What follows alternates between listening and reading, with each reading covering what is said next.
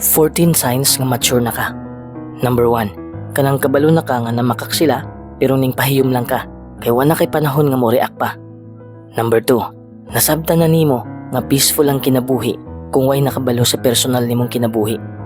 Number 3. Giprotektahan na nimo imong mental health. Number 4. Di na ka ginahan makiglalis kay kapuya na ka.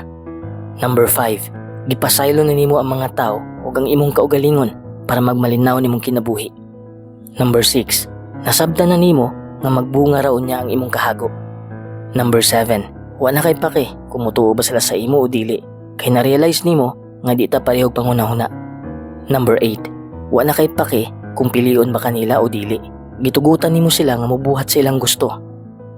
Number 9. Nasabtan nimo nga wa kay angay pamatud-an sa ila. Number 10. Na-realize nimo nga ang mga tao o butang kay nagdugang lang sa atong kalipay. Ang tinubdan sa kalipay kay ang Dios.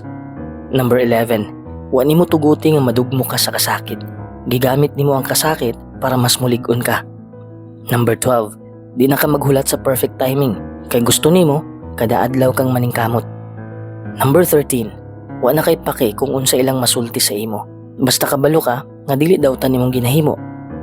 Number 14. Kabalo ka nga minus pa kag kaalam pero naningkamot ka nga makakat-on pagdugang.